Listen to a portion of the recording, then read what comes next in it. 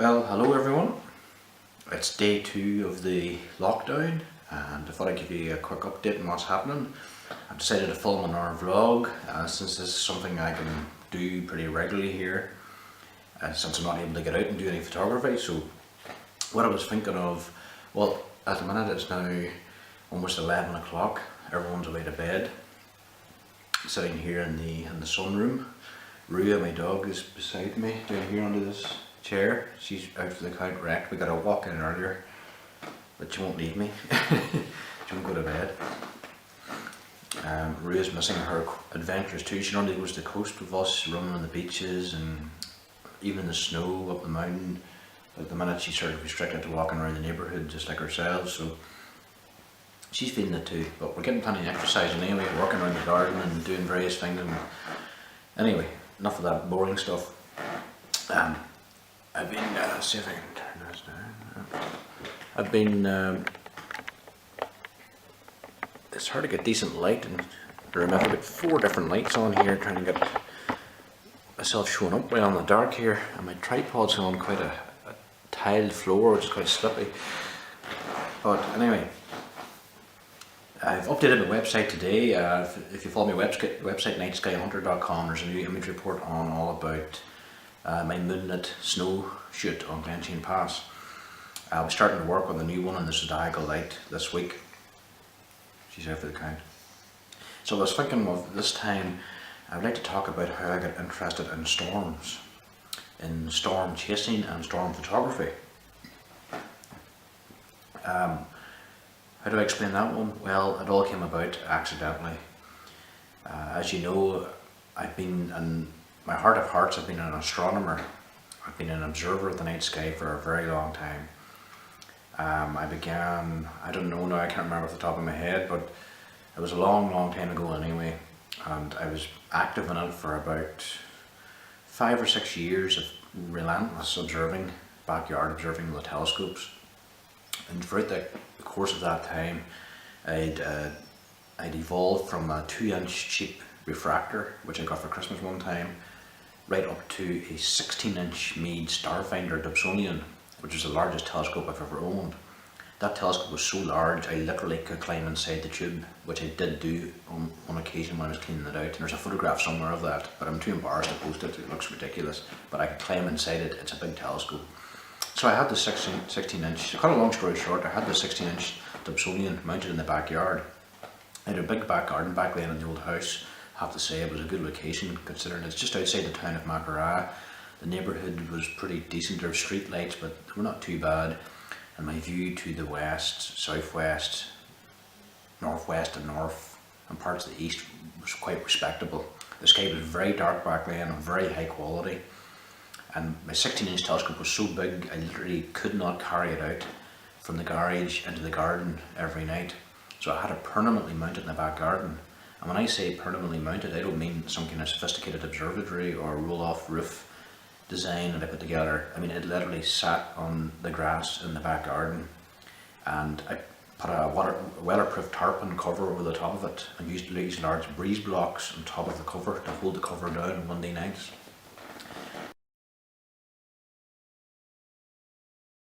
So it was a bit cruel in the telescope because over the course of the years it got affected by the elements from moisture and rain, and it got battered and I got mud splashed around it.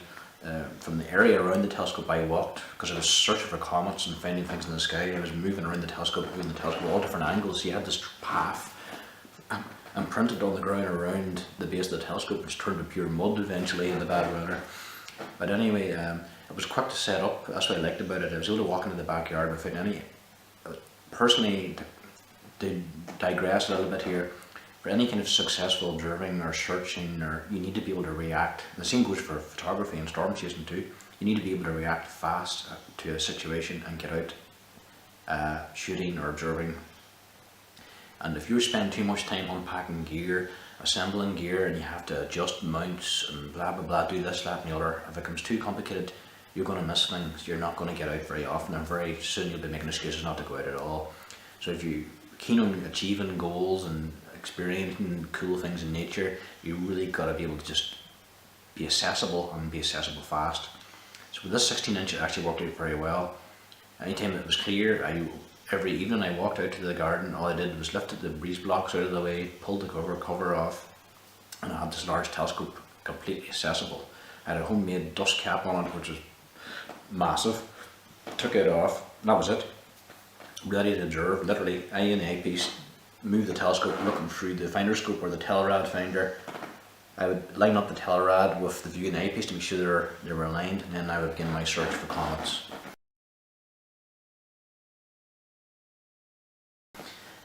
So I kept this going for years. I observed every single night, even daytime. I observed sunspots by day with the Meade 90mm ETX.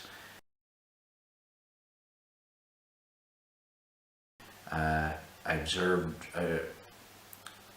observing from the twilight onwards, right through all night long into the pre-dawn sky until the stars were no longer visible. I would do this most nights, most clear nights, if not every clear night, either searching for comets or deep sky observing, or observing known comets, watching meteor showers, watching the aurora with the naked eye, trying to see it all, trying to learn the sky, observe everything, sketch.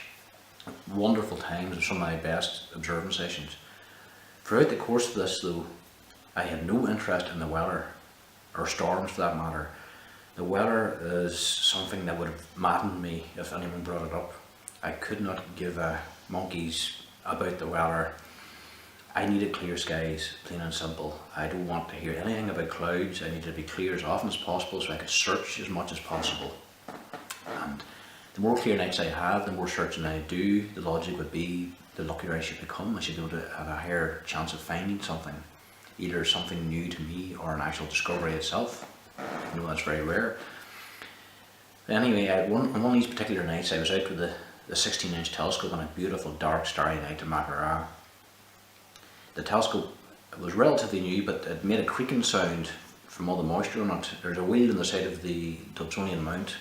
It sits on Teflon pads into the rocker box, and over time it gave us like creaky sound, and it didn't sound like much during the day, but on a quiet night it's actually quite noisy, and I got the feeling the neighbours heard it and it probably annoyed them when they were sleeping. But this particular late evening is probably, I'm guessing it was around March or April. I was searching for comets. I have a neighbour who lives next door to me called Connor MacDonald.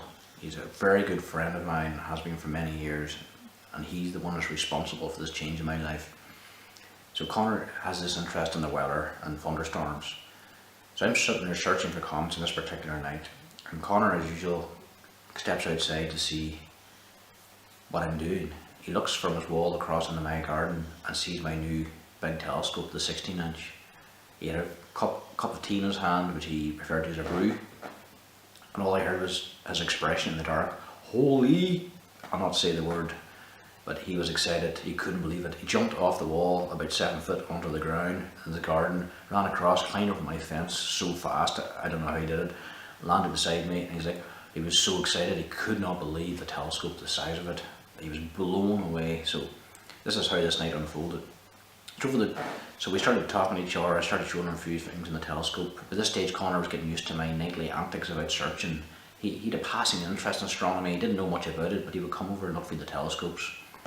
And I would show him things. I would tell him about comet hunting. I would tell him about the aurora. And he would sit back with a cup of tea and observe the sky with the naked eye while I searched. And occasionally he would look through the eyepiece of anything of particular interest.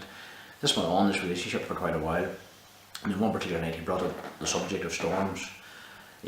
As I searched frantically, in a slightly bad mood I think that night, to be honest, Connor was going on about the UK Weather Board Forum, which still exists by the way, great place. They're talking about a chance, there's a big windstorm coming in, there could be 90-mile-an-hour gusts, and there's even a chance of tornadoes. Connor was really excited by this. I mean, he was obsessed, and to be honest with you, I was really peed off inside. I didn't want to say anything to him to offend him, but to me it was like a slap in the face. You know what I mean? I'm searching for comets here, I need clear skies, and you're getting excited telling me about some big storm coming and bringing in clouds, going to ruin my clear nights for the rest of the week. Not good for me, I don't want to hear that kind of thing. So Connor went on about it. I went on about the chances of tornadoes, and in my head I was thinking, no way, there's no such thing as good storms in this country. Don't get tornadoes in Ireland, it doesn't happen. What kind of fantasy land is this guy living in? That's pretty much my thought process at the time. And by the way, I'm not being insulting Connor at all. This is just how I felt at the time, you know, I was in a mood. This kind of conversation went on for a while, and Connor kept going on about storms, going on about tornado watches issued by Toro, risk of tornadoes, chance of thunderstorms, convection. And I got to the point, he talked about it that often, that I started to absorb what he was saying. And over the passage of time, we actually did a bit of an unintentional swap.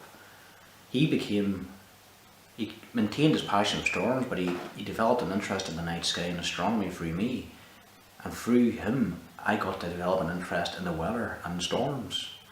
And eventually his passion was so strong, so vibrant, and it rubbed off on me big time. And after a while, the next thing, I was starting to use terms I didn't know anything about before. I was saying CBs.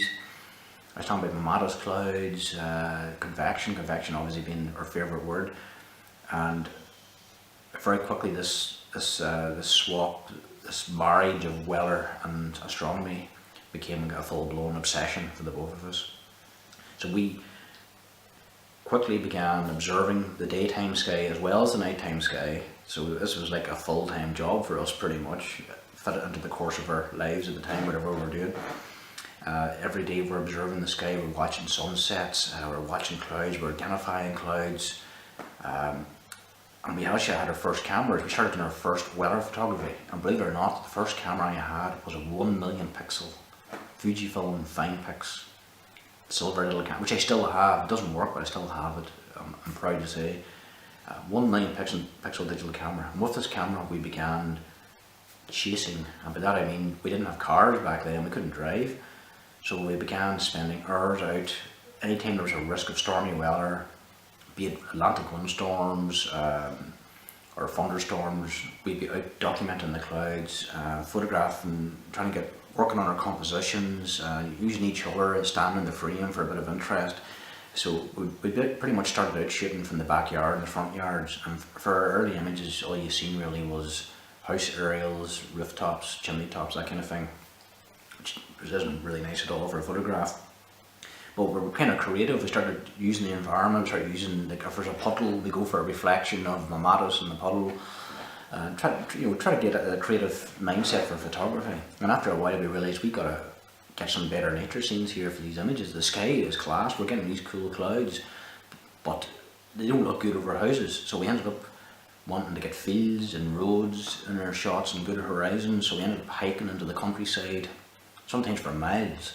Anytime there was a chance of anything interesting in the sky, we would carry the camera gear, some water, snacks, a flask of tea, and we'd hike into the countryside through summertime heat or wintertime snow. We'd be setting up the cameras, shooting everything, shooting clouds, rainbows, you name it. And this is how we got into storm photography. It was kind of a gradual thing. There was no plan to it, it just naturally evolved into that. So the seed was planted in me, thanks to Connor, and it became a full-blown obsession. I now was regularly scanning the skies during the day for cool clouds that I could shoot on camera, while at night I was continuing my observing and search for comets. But then, what happened after that? Our first official chase happened on July 16th, 2007? Was it 2007? Good thunderstorm risk that day for the UK weather word. I wasn't actually driving at the time. Connor was the first person to drive between the two of us.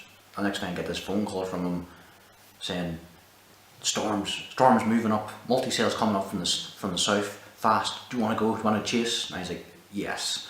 Connor, about 10 minutes later, arrived at my house. He had his girlfriend with him at the time, Christina, and I jumped in the car with him and we tore off. And this was our first official storm chase ever, in a car. And it was a complete success. Long story short, we got great hailstones bouncing off the roof of the car, someone coming inside the car smacking you in the face. There were great CGs, good thunder, real torrential rainfall. We chased it the whole way out Desert Martin direction and across and up Slieve Galleon, the local mountain. And from the top there, we literally couldn't even leave the car. The cloud to ground lightning, the deadly CG bolts were coming down around us, very close range, and we were at the highest spot in the country. So if we stepped outside those doors, we had a significant risk of being killed. The lightning frequency was quite incredible and it was extremely scary. I remember feeling this feeling of being petrified, but at the same time loving it. So once the storm shifted a little bit, there was still CGs coming down on the hill. We got out, we ran across the mountaintop, still exposed to danger of course, which is stupid, but we ran across the mountain to the highest point, got our cameras, sweating like mad, could hardly catch our breath, we were running that much with excitement. The storm had just passed the summit and there's this big curtain of hailstones just dripping over the countryside as the storm slowly passed away. The sun came out, lit up the hill, and all we could see was random CG bolts coming down through the curtains, hitting the countryside below. It was mesmerising. Amazingly, I had my cheap first 1 million pixel camera, I put it to video mode, I began recording, and boom, I caught 2 CGs side by side coming down, bang bang, through that hill into the ground. I was overwhelmed. I loved the feeling. It was just something I can't explain. To be able to go out there and experience this awesomeness, this storm, and to actually catch something on camera or video, a fleeting moment, this transient phenomena that may not repeat itself in that moment in time again, and you got it, you captured it, you got a digital trophy from that amazing experience. That's what it felt like to me. I was buzzing. And as this was happening, the anvil of the storm was over the top of the mountain with these charcoal grey mammatus clouds forming above us and drifting away. We photographed those too. We were buzzing. That was me hooked. I was hooked 100% on storm chasing. Hello, Rhea. They're alright. Rhea's probably heard this story a million times. Jump up there. Come on. Go. And if that wasn't good enough, the following day, July 17th, was another risk of thunderstorms. I didn't think anything could beat the first day, but this day blew my mind completely. If there was ever any doubt at all, even a fraction of a doubt whether or not this would take over my life or not, that was dispelled on this day. 24 hours later, an oral convective outlook was issued by Tony Gilbert from UK Weather World. He had a risk of thunderstorms and convergence zone, which was positioned over Mid-Ulster area, where we lived. So we were on alert all day. Once again, no phone calls were made this day. Connor was doing his own thing with Christina this time, and he was out and about doing whatever. And I wasn't aware that he was sky watching, but I was pretty confident he would have been. I remember this thunderstorm approaching. There was thunder boom in the distance and cells appearing. It was a really hot, humid day. The convection was going up all around the place and it looked extremely promising. I was standing at the back door having a brew, thinking to myself, right, once I finish this brew, I'm going to head out on foot here with the camera gear. I'm going to see what I can get. The next thing I seen this, not so much seen as heard this car flying up the estate at high speed. I don't mean dangerously driving, but driving with intent. It was very dry that summer, so the area, it was a new area being built, so there was still building construction going on. The place was dry and covered with dust, and all I seen was this trail of dust rising into the air from the back of this car, and way up onto the hill. I recognised it immediately as Connor. Connor was on a mission. Something had got him excited, and he was flying up to the hill near where I lived for a vantage point. I immediately knew something was brewing, so I grabbed my camera gear and ran up to the top of the hill where I met Connor and Christina.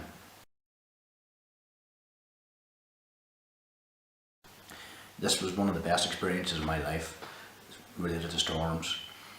We stood there, we must have had 5 cells around us at the one time, all of them solid. 2 active thunderstorms out of the 5, one to the northeast with a big curtain of hail coming down, lightning coming out of it, another one in the distance to the southwest. But the one to the east was the one that intrigued us all. Previous to this, I should say, we were talking about how I would love to see an FC, or a funnel cloud, FC for short. We'd seen photographs on the UK Weather World from the guys in England and Wales, and we thought what we wouldn't give to see a funnel cloud. It must be so rare to capture one of these things. Maybe someday we'll do it. That's going to be our goal. Never thought we'd actually achieve that. Well, and we did this day. The cell to the east wasn't even producing thunder. It was the quiet cell, but it had a menacing look about it. It had a very well defined base, a black base, and I remember looking up at the anvil that was sweeping up. The cell itself was over the County Antrim area near Lough Neagh, and the anvil was sweeping up right overhead in Mahara, and the anvil was solid, absolutely rock solid. I remember looking up at it, the sun burning the back of my neck, just thinking, whoa, that is impressive. It was actually kind of intimidating. I felt intimidated because I knew with an anvil that large and that solid, there's some serious air currents rising up through that, so we had a powerful updraft in place in that storm. Well, that was the storm that produced the action. We were standing there talking, the next thing, I looked to the east, towards the base of that sail, and I seen what I can only describe as a slug. A huge bloated black slug come out the side of the base and seemed to morph as if it had been born, and it came alive and formed and evolved into this shape, this living entity is what it looked like. You know, took on the shape of a funnel, and boom, you had this large funnel cloud forming. And actually, to this day, it's the best I've ever seen yet in all these years of storm chasing. The funnel was formed a large wedge at one point, like a wedge shape like that. It was rotating fast, and then it started to take on a bend, had the classic sort of curved tornado look to it. And at the base of this solid, large funnel was a snout that appeared, and from the snout a pencil thin condensation vortex could be seen with the naked eye coming out below it, and it was spinning fast and rising up and down. And I remember it brushing near the ground, very, very close to touching down as a tornado.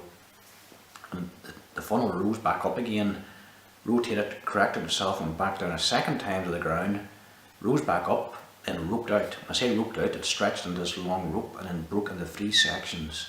3 cylinders sitting in the sky at the same time, and these cylinders were rotating with space between them as they detached from the storm and then evaporated into thin air. The whole funnel lasted about 15 minutes long. Connor and I and Christina watched the whole thing. I documented it on my camera with my Fujifilm bridge camera at the time, which had a good 10-12 zoom on it. I was able to get in pretty close to that, and Connor had an old VHS or V8 camcorder. I remember that he got great footage of it. It was very shaky, but he got it. He captured the whole excitement of us running across this top of the site and filming it and being in awe, and there was a lot of cursing done on the video. He might still have that video somewhere. I hope he does. I hope we can find it again and get it back on the net. But we captured that funnel cloud that day. It was one of the most exciting things I've ever seen. I was astonished by it. I became obsessed. Nothing mattered after that point to me. Seeing another funnel cloud and viewing these thunderstorms became my purpose in life. It actually overshadowed the astronomy stuff for a while. It took a few years to get back into that balance again. But from that experience, I began observing the skies every time there's a convective outlook. I would walk for miles in the countryside. I would shoot everything. I'd be studying every cloud base, every bit of scud. I learned how to identify what was scud, what was a scud sucker, and what was a funnel cloud. And it actually turned out to be really good training. But I fast forward a bit. When I got into my proper storm chasing, I still needed a car. For a couple of years that followed after that, I still couldn't drive. So I walked into miles into the countryside to a big hill outside Macara, which was a great location actually. I found this field. Sometimes there'd be cows in it. I had to just make my way through them. On hot days, I would take my food supply and water, and I would spend maybe 8, 9, 10 hours just out in a field, photographing convection, hoping for thunderstorms across the Macara area. And sometimes they did, and I got some really nice shots and got treated. But I fell in love with that experience of being out in nature in the countryside with these storms over the fields and mountains. There was nothing like it. The sound of thunder booming and echoing across open countryside or across the valleys and peaks of a mountain is something to be experienced. It's completely different from hearing thunder near a built up area or town or city. It's special. It's like a drug. I loved it, and I wanted to experience it again for the rest of my life, and that's what I kept doing. But eventually it came to the point where I got so fascinated by the photography aspect of things. No longer was I shooting storms over rooftops and aerials.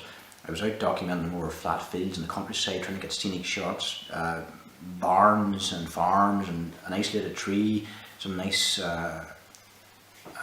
crop, mountain scenes, and even sheep and cows. You're not going to get that nature country look over the storm. That makes a big difference with the storm photography. To have that sort of, the storm has to dominate the frame of the camera. It has to dominate the sky. And if you have a big cluttered foreground, it's messy, it's going to distract from the storm to begin with, and you lose your perspective of the whole storm's effect on the earth. So you have to have a scene that balances itself out well with the storm. The storm has to reign king, it has to dominate the shot, it has to be dramatic, and there should be little in the way of clutter if possible in the shot to show it in its element at its finest. So that was my goal, to try to get these wider shots. So I got into it in a big way. I got upgraded from my Fujifilm. I'm a two Fujifilm bridge cameras, and then I upgraded to my first DSLR, which was a Canon 450D. I began shooting with the kit lens for a long time, and then eventually I got a lens off my dad. He had a Canon 10 to 22mm 3.5 wide angle. He isn't using it anymore, so I got to borrow that one and never give it back pretty much. All my storm photography was with that wide angle lens. You need a wide angle for a lot of storm scenes, to be honest. But I mean, that's what happened. I decided in order to improve my chances of seeing storms and seeing more of them and capturing more of them and getting better images, I realised I had to drive. So I began taking lessons. I'll plug the guy who did it. He's a lovely man, Bernard Hart, Mahara. I think he's now retired, but he was a lovely guy. I began lessons with him, and the first couple of times I think he began to quickly catch on to my intentions with the whole driving thing. He was asking me why I wanted to drive, what was my interest in it. It must be something he asked everyone, to find out their mindset and the reason for things. And I said, to be honest with you, Bernard, I just want to drive to chase thunderstorms and do photography. And he kind of looked at me as if, are you taking the hand out of me? He didn't believe, he thought I was winding him up. And I said, no, I'm actually wanting to chase thunderstorms. And even now, as I'm doing my driving lesson, I'm scanning fields and country roads, looking for foreground interest, looking for laybys where I can pull over and shoot a storm in the future. That's what I was doing even while I was doing the lesson. He caught on pretty soon. I was serious, I wasn't joking at all, and I think we got on well after that. So I passed my test on the second attempt. The first attempt I did something stupid. I can't really blame myself for it. I felt like I was misled by the examiner, but I'm not blaming anyone. Simple mistake. Redid it, passed it with flying colours, almost 100% success rate on the second one, so I was happy with that. And then that was me straight into the action. I passed my test during the severe winter of 2009 into 2010, and I threw myself into the snow. I spent the whole winter snow chasing on the ice in some of the worst winter conditions I've ever drove on, with no experience. And I learned from that how to do winter photography and how to drive on snow and ice and get away with it. So that was a very learning and fun, exciting time. I should say before this, I skipped a little bit there. I know this is dragging on a bit, but I've got all the time in the world with this crisis. I have to give credit to my mum, Carmel, for this, because while I was learning to drive, I was also practicing driving in the evenings when I wasn't with the instructor, and I was with my mum on my mum's car, so she would let me drive. Sometimes we had big fallouts about decisions I was making on the road and stuff like that, as you naturally would expect. There was a lot of tension, but it also was a great time, because I also used this chance to go storm chasing. I said to my mum, I would just randomly go multi-cells over Loch Ness right now, we need to go chasing now. And we'd grab the gear. My mum would first drive out, take me woofer, and I'd be in the passenger seat, the camera down the window, shooting out the window. I'd be telling her where to go, take this road here. She would take it. She was very good at reacting and making fast decisions. As long as she had someone pointing her in the right direction, she was great. And she would pull over in the middle of the road, even if I asked her to get a shot of a storm. But we had a good connection going, and she really enjoyed that too, the part of the chase and nature, and so that was really cool. And then eventually got to the stage whenever I was practicing driving before the test, I was going chasing in the evenings with mum beside me, so we turned it into storm chasing. Everything revolved around storm chasing and photography, mostly anything to do with driving, and that's pretty much the case to this day. And now, of course, I've been doing this for years. I chase storms all the time. I now chase storms all over the country wherever I deem to be justifiable in terms of diesel expenditure and photogenicness. I like local chases especially. My favourite area is actually Mahara, Glenchain Pass, Sperrins, right through into the Omagh Road area, Cookstown, Omagh direction. Lovely countryside, very good chase territory. I'm very happy if I see a setup that focuses energy in that area. Because not only do you need nice scenery and flat open ground, flat fields and nice views to see the storm, you need to see the storm base too. You can't have obstructions. If you see the storm base, you have a higher chance of seeing lightning, you have a better chance of seeing funnel clouds and catching them on camera. But to have a good road network is very important. Having a major road and then side roads you can branch off from will still have good views. And over the years you eventually learn what parts of the country are better for storm chasing and photography. So over the period of time you sort of pick, you go to different parts of the different counties and different towns, countryside, and you make a mental note in your head what area looks good to the southwest or west, what area looks good to the east or south, and what do I need high ground. If I need a high ground, where can I go? If I want an open field, where do I go? Is there a lake where I can get reflections, or is there an area where I will end up stuck on traffic guaranteed every day in rush hour? If so, what area to avoid? All this kind of stuff comes into play. So you pick up that over the years, and you have your favourite spots, and that's really part of the process of storm chasing. So I don't know what to say now after all that. That's pretty much just the basics of how I got into it. Storm chasing is a major part of my life right now, along with my passion for astronomy and comets and noctilucent clouds and various other phenomena. The two go hand in hand for me. I see thunderstorms and dramatic weather as a stormy but perfect marriage with astronomy. You can't do astronomy without studying the weather, because you need to know what nights are going to be clear. And to study, you can't see thunderstorms unless you know how to study the weather too. So the knowledge crosses both gamuts, so it does. But now I've took things to the next level. Not only do I enjoy thunderstorms or chasing them and seeing them and getting them on camera, but I enjoy forecasting them. I love the science behind it, the synoptic setups to produce storms. So I spend a lot of time studying that kind of thing now. So it used to be I'd rely on our forecasters years ago for these outlooks, and then I would chase in the area they put in their maps, and that's still difficult because it's still a large area. It's really down to luck. But now with the kind of stuff that's available on the internet, you have great websites out there. You get various forecasting models. You can study what area is more likely to produce storm, what days look better. You can look at the synoptic. I love trying to figure all that out and then start chasing and see how models actually match reality. Studying how much CAPE or convective available potential energy there is in the atmosphere, the lifted index, lifted condensation level, how low the cloud bases are going to be. Is it going to be low dark basis kind of storm day, or is it going to be elevated basis? Is there a chance of funnel clouds? Is there a marked convergence zone in the country somewhere, one or more of them, where you could get rotation? Is there wind shear? Is there vertical wind shear, speed shear? Is the storm going to be slightly organised? Are they going to be multi-cells? Are they going to be rare supercellular traits? Are they going to line out into squall line features? Or are they just going to be pulse storms?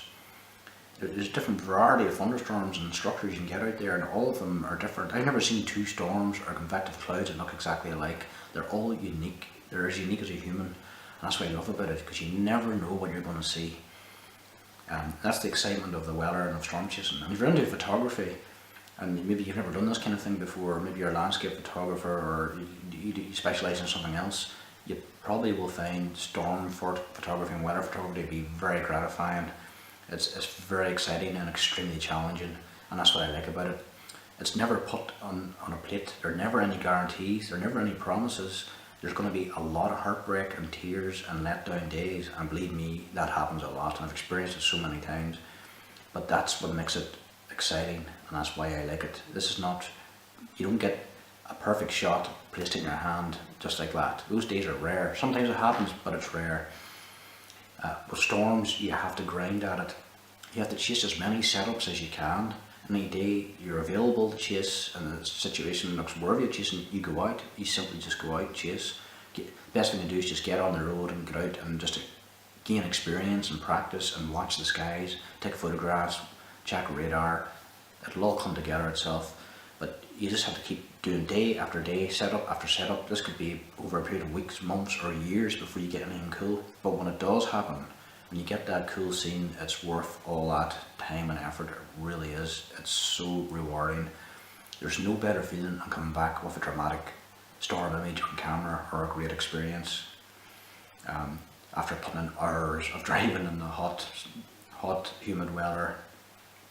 It's amazing, and that's what I love about it. Actually, I used to be a fan of winter. Winter was always my favourite time of year years ago.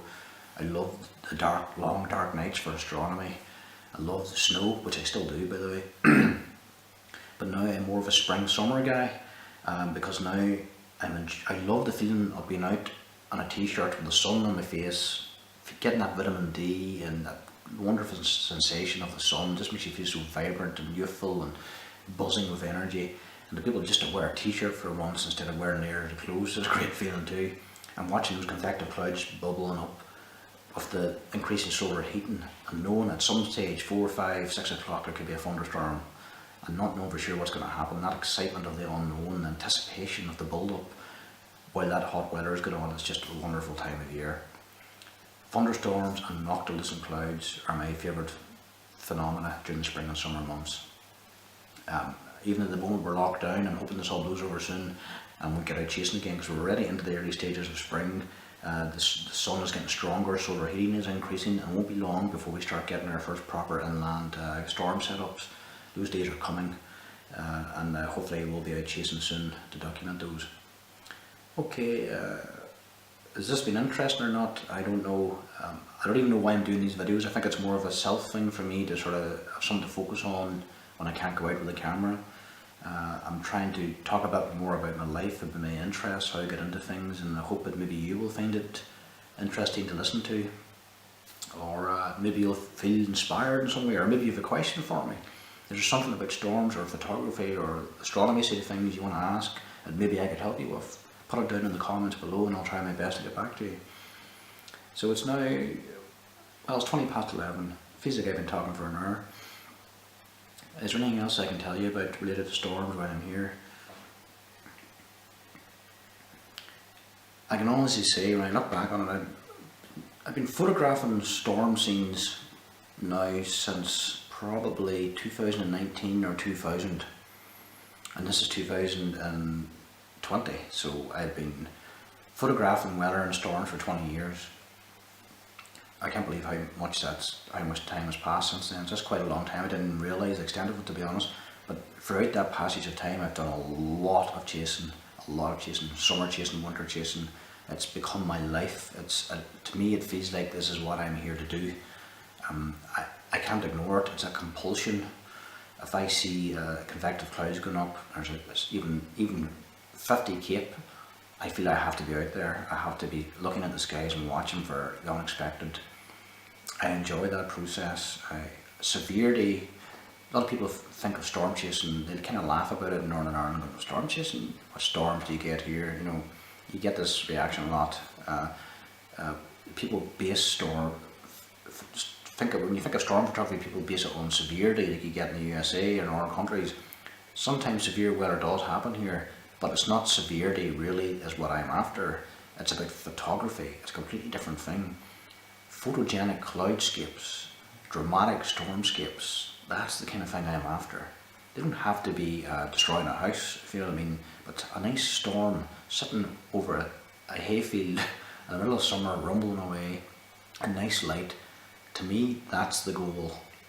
Capture a dramatic cell, a nice light, camera friendly, photogenic, dramatic, or even brutal looking, mean skies. That's the kind of thing I'm after, and that's what I'm trying to achieve every summer. Trying to capture those dramatic cloudscapes, something that makes people go, whoa, look at that, look at that cloud, you know, look at that cell, that's nasty. You know, that's the kind of reaction I want. I want to capture the awe, the magic, the mystery of convective clouds. Oh, Ray. I think Ray woke up from her sleep there. Maybe she's dreaming of tornadoes. Yeah. But yes, tornadoes, funnel clouds happen every year in Northern Ireland. As a matter of fact, there's been a big increase in funnels over the years, not because there are more funnels, but because more and more people are sky aware. People are now interested in nature. There's a big increase in interest in the weather, which I've seen coming for a long time. People have got a major interest in the weather. If you follow social media, there's an abundance of weather pages on there, storm pages. People are looking to the skies. They have their mobile phones. People have cameras on their phones. More and more people have cameras accessible to photograph the unexpected, and they're capturing dramatic cloudscapes, and they're capturing funnel clouds and even tornadoes on camera, because more and more people have that technology on them. So in the past, a lot of these things would have been seen but not recorded on camera, and people probably didn't believe them. But now there's an abundance of evidence out there that funnel clouds, and we know for a fact from research that funnel clouds and tornadoes are a natural part of Ireland's climate. That's a fact. They do happen. Anyone who laughs and puts sniggers at the thought of tornadoes in Northern Ireland does not know what they're talking about. A recent example was the waterspout / tornado that happened over Loch Ness a few years back. What a beauty that was. Capturing a waterspout actually disturbing the water of Loch Ness, causing a debris bowl, a water bowl spraying around below it, is such a rare scene to get on camera, and quite a few people captured it on camera that evening. One of the most best photographed tornado events in modern times in this country, without question.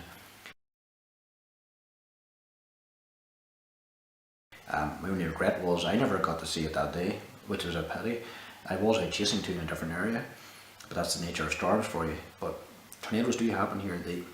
They've caused damage in the past. I personally know one friend of mine who's an astronomer who, his brother experienced a tornado in the Achilles area years ago, which actually destroyed his mobile home and ripped an oak tree in half and lifted his oil tank and took it away from him. I mean, a large oil tank, and he's never seen the oil tank since, couldn't find it.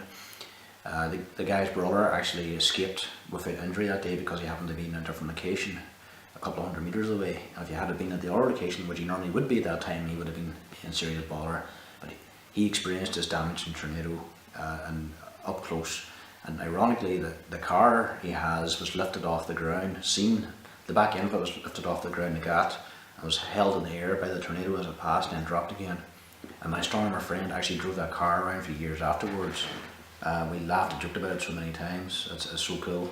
The car's now sold, but these things happen. Tornadoes happen in Northern Ireland. They do damage. They're very localised events. A lot of people miss them. There probably is a percentage of them that happen over the mountains on the countryside every year, which go unseen because they're fleeting. They may only last a minute or to a few minutes at best. And if you haven't got someone out at 3 or 4 in the afternoon in the middle of the country looking in that exact direction at that time, then nobody's going to see it, you know what I mean? So they happen. There are probably more of them than we believe to be the case. It all comes down to setups at different times of the year, the kind of synoptics, but what we do know now from what I've researched about it, it's not just the importance of the upper atmosphere that generates these dynamics. It can cause rotation and funnels and tornadoes. It's also the land as well. Northern Ireland is a unique countryside because it's such a dramatic range of landscape, from flatlands to valleys and mountain ranges.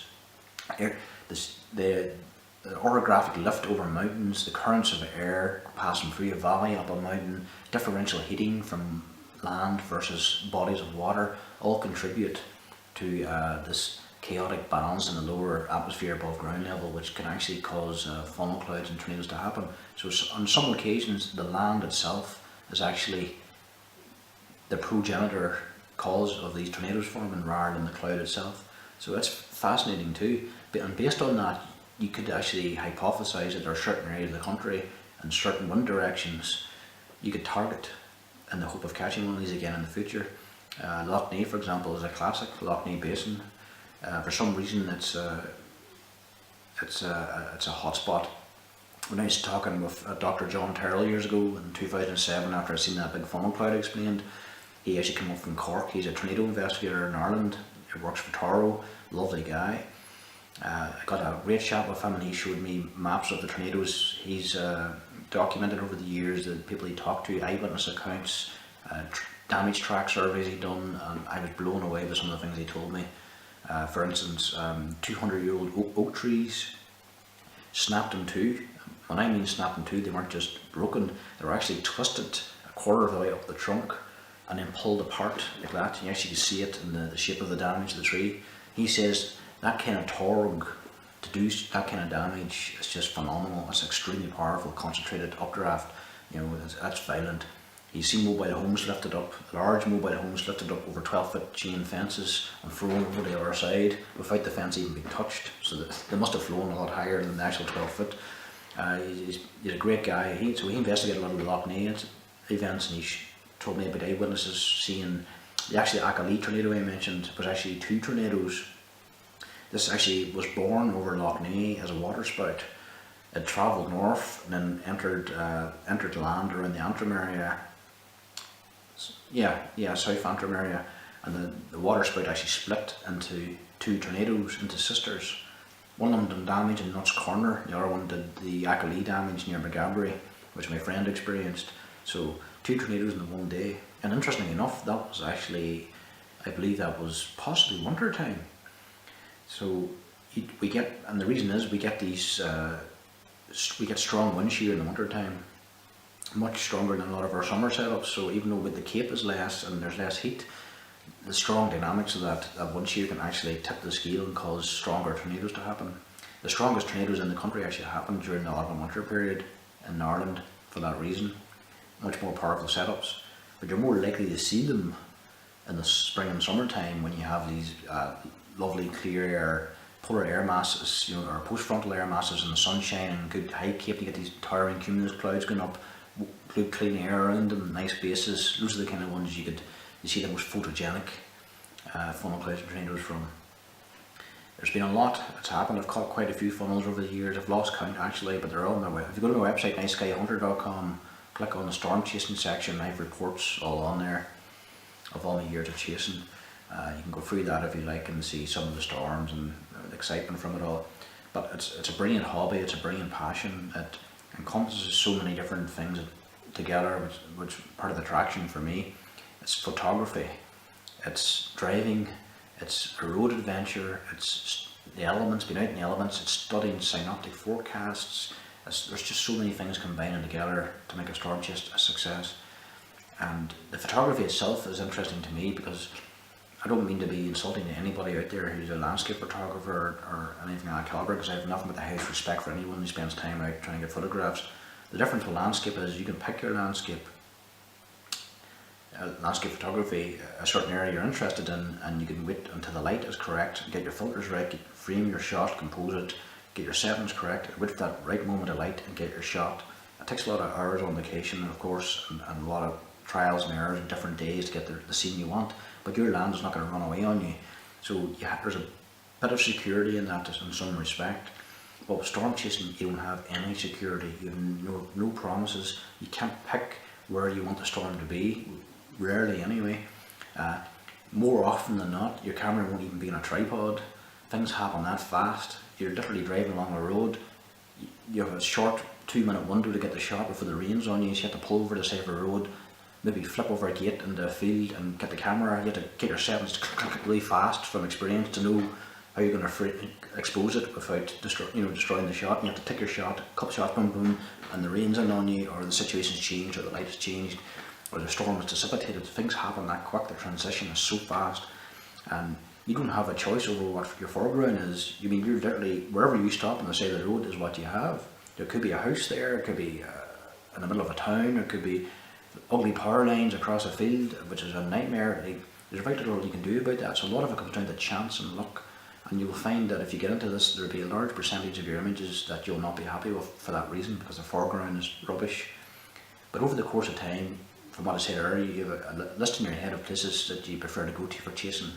And if you frequent those areas more often, which offer the better views, and be more patient, eventually you will get rewarded with cool scenes over nice foreground. But there's a lot of luck involved, and that's what I like about it. It's so chancy. It's just it's pretty much tenacity, never ever giving up, never.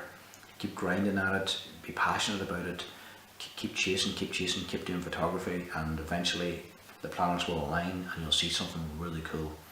What that something is entirely up to you. It doesn't have to be the most epic of scenes. It could be just a beautiful thunderstorm sitting over a field, or a lovely convective sail over the ocean or the loch. Might be your first funnel cloud, or might be a nice sunset. It could be a rainbow at the back of the storm. It could be rhomatis clouds. It could be a gust front shelf cloud. It could be a beautiful flanking line of updraft towers at the back of the sail. A well-defined anvil. It could be maybe a rare wall cloud with inflow cloud feeding into it. It could be a dramatic dark low base. Who knows? It could be any number of things. That's entirely up to you. But getting that shot at the right place at the right time and having the light is asking the universe to converge for you, and it takes a lot of chances, but eventually it will happen, and that's why thunderstorm photography, convective photography, is exciting. So yeah, that was a long chat, wasn't it? Right, it's now 20 to 12 at night. I think I'll call this one a wrap. I'll try to throw in a few images into this chat to spread it out a bit to give you some visuals, but if you, again, go on my website and check out my gist reports on there. So for my next vlog, I don't know what I'm doing yet. I might go on more about storms or astronomy or photography or drones maybe at some point, but I'm going to call it a night now and get back to the website. I think it's about time I took Rhea to bed. She's out for the count. Anyway, I hope you are all keeping safe and keeping well, and time is passing well for you during this lockdown. So stay positive, keep looking up, and I'll see you in the next one.